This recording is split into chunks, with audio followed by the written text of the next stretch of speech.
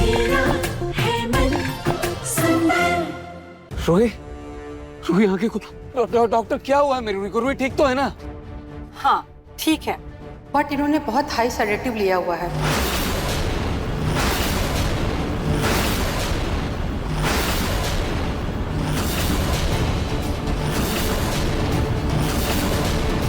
ये जो दवाई है ये इंसान को शांत कर देती है, नींद आती है, इंसान बेहोश तक हो सकता है। ज्यादातर ऐसी दवाइयाँ मेडिकल स्टोर में नहीं मिलती हैं, या तो किसी ने जानबूझकर इनको दिया है या फिर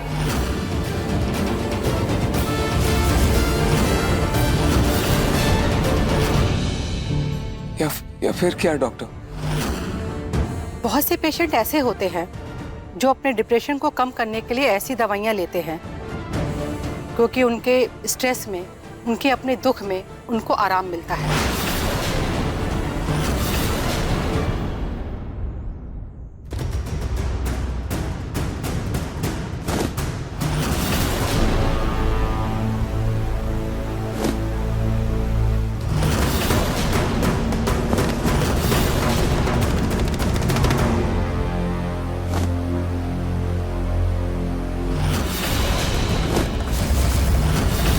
अरे ये क्या कर रही हैं आप? मैं इस घर से पूनम की सारी निशानी खत्म कर दूंगी, क्योंकि ये अब मेरा घर है। मैं इस घर की रानी हूँ। इस घर पर मेरा राज चलेगा। ये हमारा घर है, राजमहल नहीं है आपका कि आपका राज चलेगा। यहाँ पर ना सबका राज चलेगा। मतलब चले सबका राज, लेकिन पूनम का कोई भी सामान इस घर में नहीं रहेगा। और तुम्हें इस समय ऐसा नहीं लग रहा है कि तुम्हारी जबान कुछ जरूरत से ज्यादा ही चल रही है? अपनी ये जबान भूलो मत, मैं तुम्हारी दादी सास हूँ। और आप ये मत भूलिए कि जो आप दादी सास बनी घूम रही है ना, ये मेरी वजह से घूम रही है। पलक, मैं एक बात बता दूं, मुझे तुमसे ना कोई प्रॉब्लम नहीं। ठीक है, समझ गई, आपको मुझसे कोई प्रॉब्लम नहीं। लेकिन ये बताइए, ये जला देंगी तो आप पहनेंगी क्या? मैं अपना लिए नए कपड़े खरीदूंगी जो मेरी पसंद के होंगे। इसका मतलब आप वो फ्रॉक पहन के घूमेंगे अब घर में हमारे? ओहो सिली गर्ल, फ्रॉक नहीं, मैं अपने लिए नए डिजाइनर साड़ी भी तो खरीद सकती हूँ, वो भी तो पहन सकती हूँ। ये सदियों पुराने से दिखने वाले ओल्ड फैशन कपड़े, ये तो कम से कम नहीं पहनने पड़ेंगे ना मुझे, इसलिए मैं ये कपड़े चलाऊंगी अभी।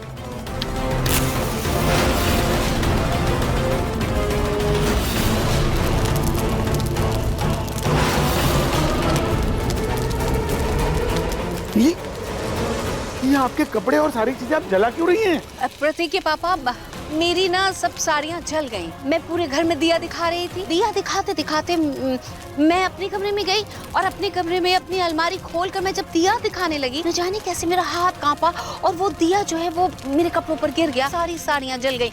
असल में पूरी नहीं जली, बस थोड़ी थोड़ी जल गई। किसी में थोड़े छेद हो गए, किसी का पल्लू, किसी की किनारी। तो मैंने कहा इन सबको पूरी तरह से जला देती हूँ, आप मुझे नई साड़ियाँ तो दिलाई देंगे। पूनम, आप भी बैठे बैठे नए खर्चे बढ़ा देती है। अब तो जब शॉपिंग के लिए जाएंगे तब आपके लिए नए कपड़े लेंगे। फिलहाल तो जो आपके पास है बचा कुचा उसी में से पहनिए। पलक बेटा, एक चाय पिला दो। हाँ जी दादा।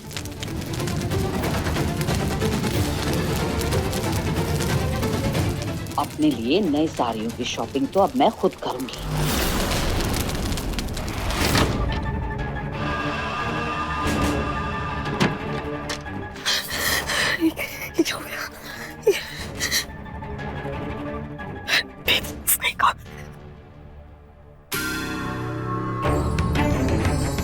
अरे लानत है तुम लोगों पे, लानत है।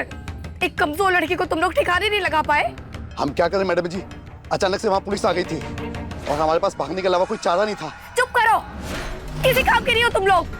गुंडों के नाम पे ना तुम लोग एक नंबर के निकम्मे निकले। और सुनो, मुझसे अगर पैसों के बारे में बात करी ना तो मुझसे बुरा कोई नहीं होगा। क्या हो गया? क्यों क्या ये क्या हो गया?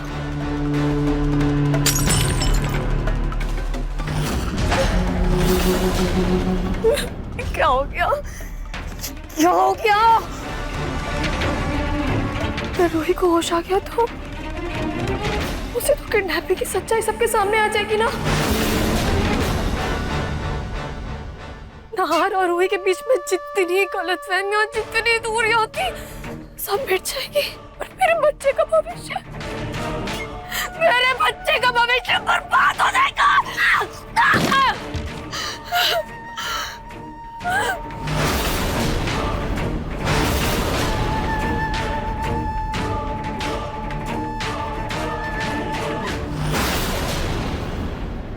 टिंकू जी, ये लीजिए आपकी चाय।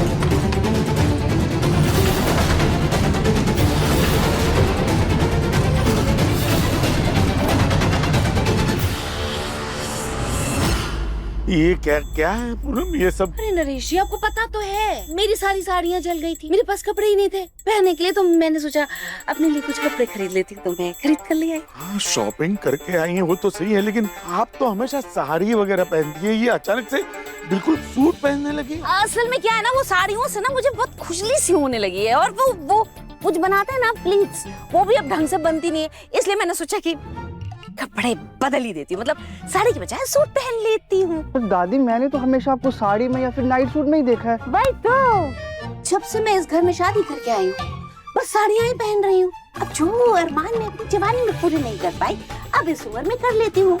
वैसे भी जिंदगी का क्या भरोसा, और वो जो बहरूपिया है वो मेरा ही तो रूप लेकर के घूम रही है, तो मैंने सोचा क्यों ना मैं ही अपना रूप बदल लूं, इसलिए मैंने ये शलवार कमीज खरीद ली, और देखो तो छोटी बना ली, अब लग रही हूँ ना एकदम धमाल। आप ही को देख करके शायद वो कहावत बनी होगी, है ना? कौन सी? बूढ़ी घोड़ी लाल लगाम। चलो भाई, मैं काम करता हूँ, मैं जाकर के बाहर चाय पी लेता हूँ, यहाँ तो नहीं हो पाए। दादू ना मजाक कर रहे हैं, अब बहुत सुंदर लग रहे हैं, एकदम टूटी पाई। बुढ़ा होगा तेरा दादू। वही तो। दादी चलिए ना, आपके ये नए कपड़े अलमारी में जमा दे, है ना? हाँ। चल तुम मेरे साथ जमाएगी। असली दादी को ना अभी तक सजा हुई नहीं है। जब इतना आजाद पंछी की तरह घूम रही है, कहीं ऐसा ना हो कि आपकी इन हरकतों से सबको पता चल जाए कि आप दादी नहीं है। क्या?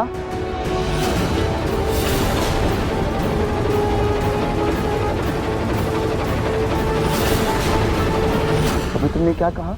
ये हमारी दादी नहीं है, मतलब?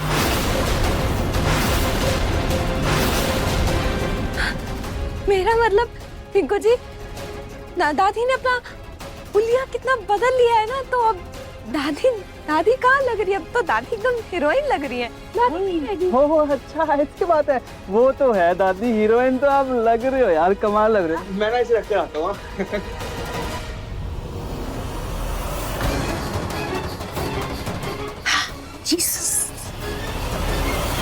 अरे इसे किस बात की कमी है? हाँ, इतने आलीशान घर में रह रही है, ऐसी ऐशो आराम की जिंदगी जी रही है, और क्या चाहिए इसे? बस कीजिए दादी।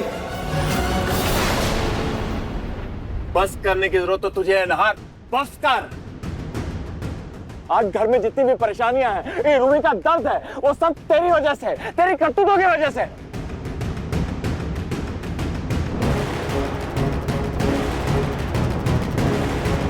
एनीवे, मैंने मेडिसिन लिख दिया है, जब ये होश में आ जाए तो आप इनको खिला दीजिएगा। इसके अलावा अगर आप कोई मेडिसिन इनको देंगे तो वो इनके लिए खतरनाक होगी।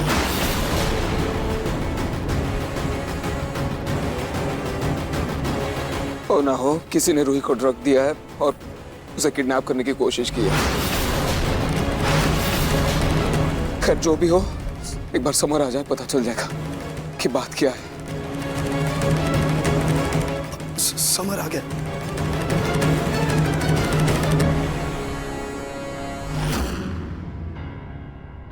समर, समर,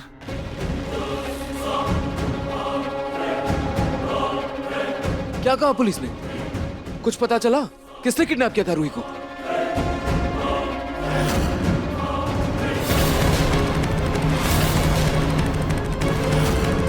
आखिर रूही को दोबारा किडनैप करने की जरूरत कौन कर सकता है? समर, कुछ सुराग मिला? क्या बोला पुलिस ने? बताना, वो सेम किडनैपर्स थे या कोई और थे? समर बोलना। हे भगवान, कहीं पेस्टिसाइड्स वाले किडनैपर्स ना पकड़े गए हो और उन्होंने मेरी पोल ना खोल दी हो। समर बोलना, चुप क्यों है? कौन थे वो लोग? पुलिस ने क्या कहा? पुलिस का कहना है। अब पुलिस ने क्या कहा, बोल। मन सुंदर रात 8 बजे दंगल टीवी पर।